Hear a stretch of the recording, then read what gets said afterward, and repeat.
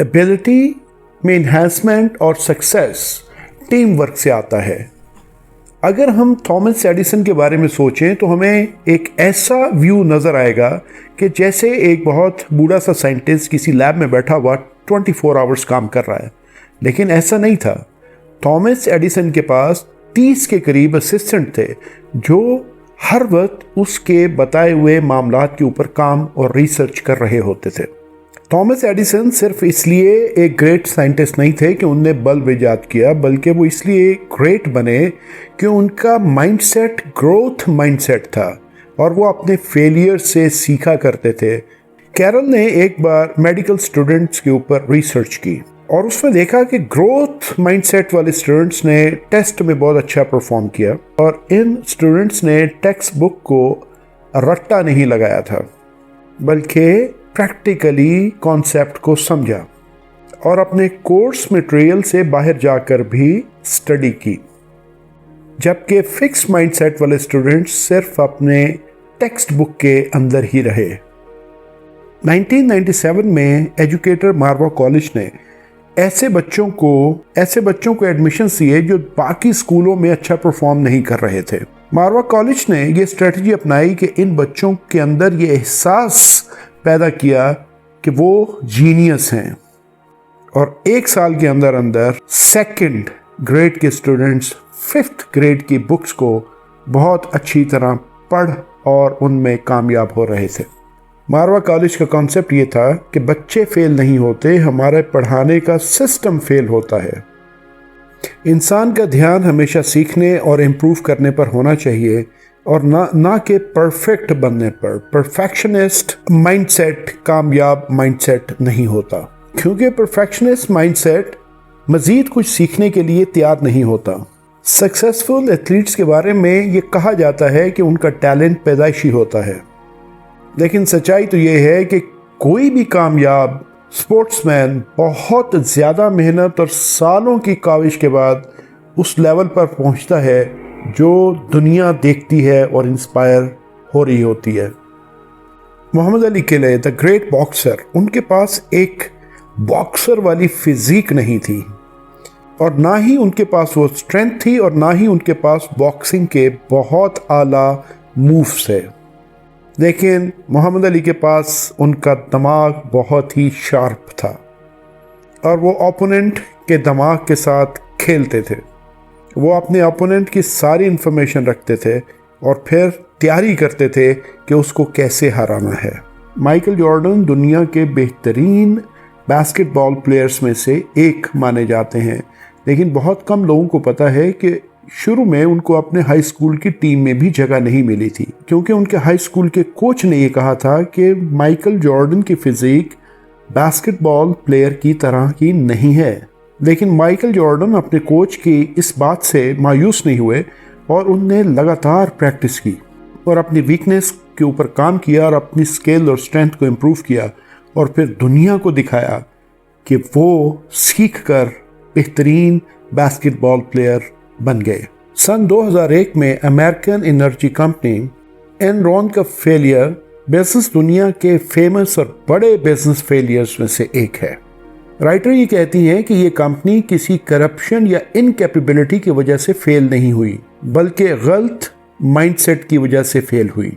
Business researcher gym Colin ने 5 साल तक बिजनेसेस के मुख्तलिफ मॉडल्स को स्टडी किया और उन्हें कहा कि बिजनेस में एक अच्छा लीडर वैसा नहीं होता जैसा हम सोचते हैं, यानी एक क्रिस्मेटिक और कॉन्फिडेंट इंसान।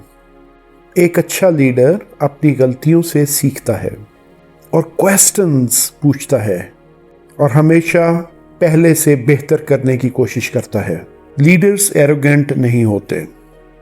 अच्छे लीडर हमेशा अपने सबऑर्डिनेट से पूछते हैं कि उन्हें बिजनेस एनवायरनमेंट में या कंपनी के वर्क एनवायरनमेंट में क्या चेंजेस चाहिए जिसकी वजह से वो बेहतर परफॉर्म कर सकेंगे।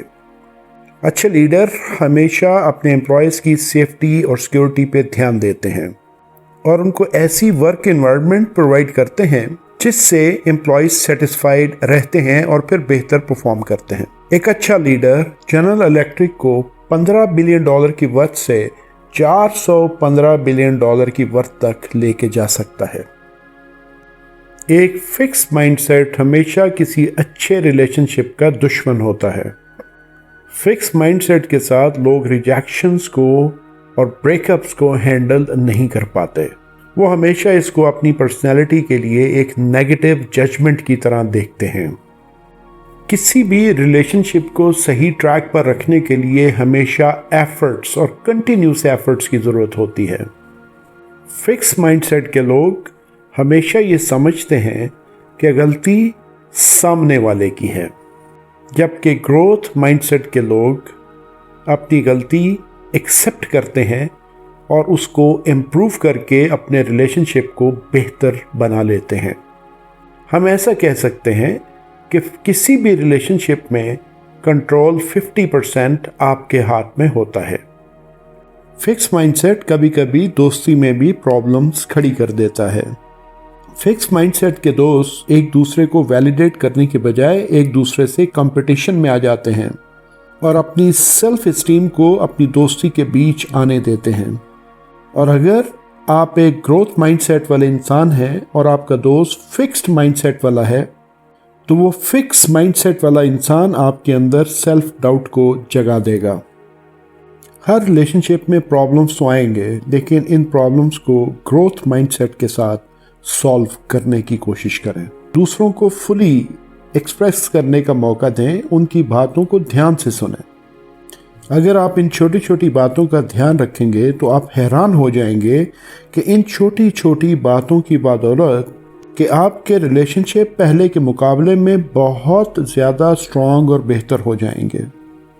वो कौन से ऐसे फैक्टर्स हैं जो डिसाइड करते हैं कि इंसान का माइंडसेट फिक्स माइंडसेट बनेगा या ग्रोथ माइंडसेट?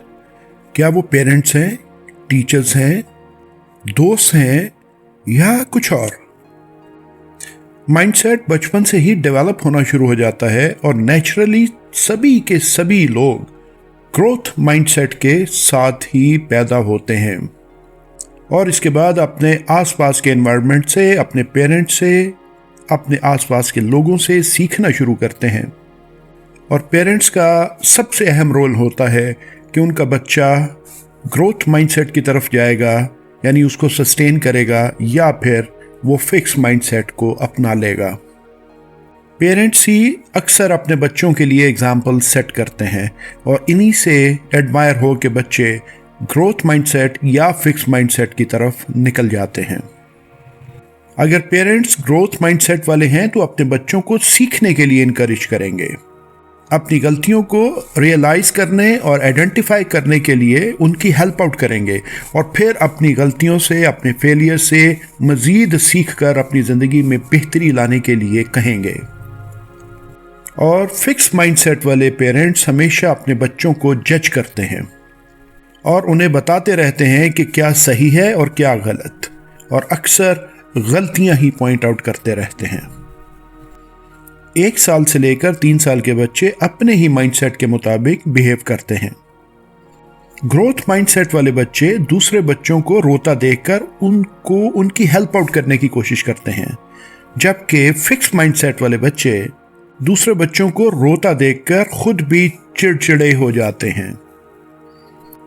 पेरेंट्स के मुंह से निकली हर बात बच्चों के लिए बहुत अहमियत रखती है और बहुत सॉलिड मैसेज बच्चों के जहन में रजिस्टर करती है। इसलिए पेरेंट्स जब भी अपने बच्चों को कोई बात कहें तो बहुत ख्याल रख कर कहें कि क्या वो बात उनके ऊपर पॉजिटिव इम्पैक्ट डालेगी या नेगेटिव इम्पैक्ट डालेगी।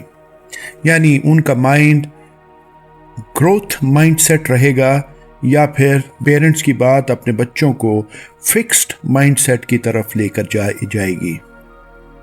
पेरेंट्स को हमेशा अपनी बात कहते हुए ये ख्याल रखना चाहिए कि क्या वो बच्चों को जज कर रहे हैं या उनको सीखने में एनकरेज कर रहे हैं। इस बात पर भी पेरेंट्स को ध्यान देना चाहिए कि जब उनका बच्चा गलती करता है तो पेरेंट्स उसको कैसे हैंडल करते हैं। एक कंस्ट्रक्टिव क्रिटिसिज्म बच्चों के जहन में सोचने और उनके प्रॉब्लम्स हल करने के लिए बहुत कारआमद साबित हो सकता है, और वहीं पे एक नेगेटिव क्रिटिसिज्म बच्चों के जहन को पसपा कर देगा और उनको फिक्स माइंडसेट की तरफ ले जाएगा। इसी तरह टीचर्स भी एक रोल मॉडल की तरह होते हैं बच्चों के लिए, और वो भी बच्चों के माइंडसेट पे बहुत ज़्यादा गहरा असर छोड़ते हैं। अच्छे टीचर्स वो हैं जो ये यकीन रखते हैं कि कोई भी स्टूडेंट कुछ भी सीख सकता है, और वो टीचर्स अपने स्टूडेंट्स को सिखाने के लिए अंत तक मेहनत करते हैं। इस तरह के टीचर्स स्टूडेंट को कोई भी प्रॉब्लम अलग तरीके से सॉल्व करना सिखाते हैं, और यही टीचर्स ग्रोथ माइंडसेट वाले टीचर्स होते हैं। अपना माइंडसेट डेवलप करते हुए किसी को भी अपने सराउंडिंग से अफेक्ट नहीं होना चाहिए, और इन अदर वर्ड्स अपने सराउंडिंग्स का शिकार नहीं हो जाना चाहिए। बॉडी के दूसरे मसल्स की तरह ब्रेन को भी ट्रेन किया जा सकता है। अगर आपको एक ग्रोथ माइंडसेट चाहिए तो आप ट्रेनिंग के जरिए ग्रोथ माइंडसेट हासिल कर सकते हैं। फॉर एग्जाम्पल, अगर आपके बच्चे से कोई गलती हो जाती है, लेट से वो कोई गिलास तोड़ देता है, तो आप ये सोचेंगे कि बहुत ही केयरलेस बच्चा है। अगर आप एक फिक्स माइंडसेट के मालिक हैं, वहीं अगर आप ग्रोथ माइंडसेट को डेवलप कर लेते हैं तो इस इंसिडेंट को आप एक अलग तरीके से देखेंगे और हैंडल करेंगे, और आप ये समझेंगे कि ऐसी चीज़ें होती रहती हैं, इंसान से ही गलती होती है, और एक पॉजिटिव वे में आप अपने बच्चे को सीखने का मौका देंगे ताकि वो ऐसी गलती दोबारा ना करे। ग्रोथ माइंडसेट के साथ दूसरों की सपोर्ट हासिल करना आपके लिए आसान हो जाता है, और आप अपनी गलतियों के मुतालिक दूसरों से फीडबैक भी ले सकते हैं, जो कि बहुत पॉजिटिव इम्पैक्ट हो सकता है आपकी इस एफर्ट के लिए।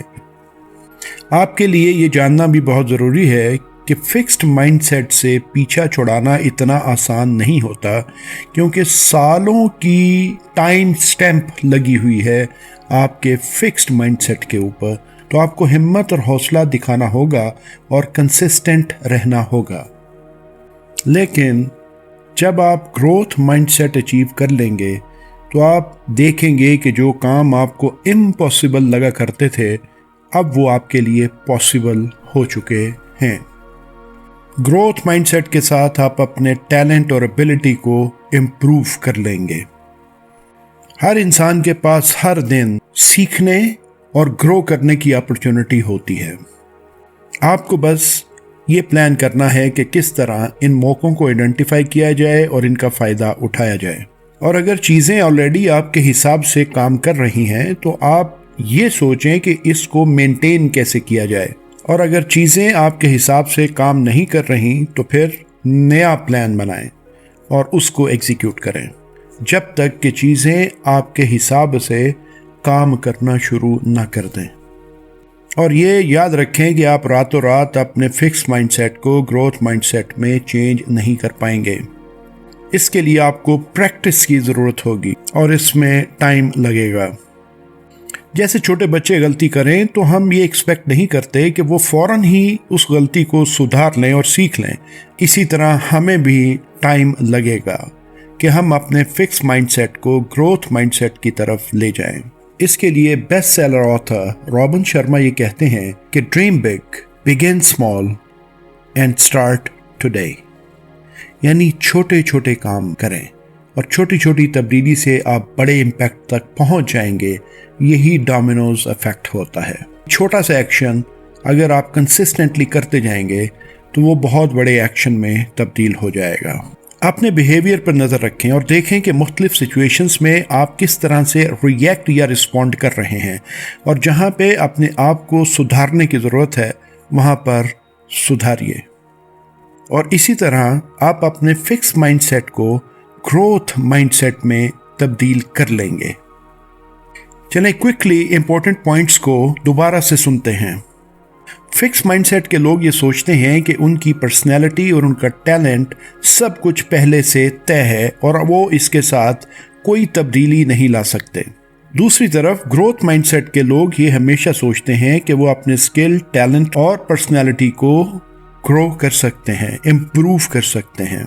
ग्रोथ माइंडसेट के लोग अपने फेलियर से सीखते हैं, जबकि फिक्स माइंडसेट के लोग अपने फेलियर से भागते हैं और डरते हैं। आपकी मेंटल स्ट्रेंथ आपकी फिजिकल स्ट्रेंथ पे भारी पड़ सकती है। एक अच्छा लीडर अपनी गलतियों से सीखता है और इम्प्रूव करता है, क्रिटिसिज्म से डरता नहीं और हमेशा चीजों के बारे में क्वेश्चन करता है। ग्रोथ माइंडसेट को अपनाने से आप इम्पॉसिबल लगने वाले काम को भी पॉसिबल बना देंगे और अपने टैलेंट और अपनी एबिलिटी को इम्प्रूव कर लेंगे। उम्मीद है कि माइंडसेट बुक की ये समरी आपके बहुत काम आएगी। किताब आवाज से अबू अब्दुल्ला को इजाजत दीजिए। अपना बहुत ख्याल रखिएगा। अल्लाह हाफिज।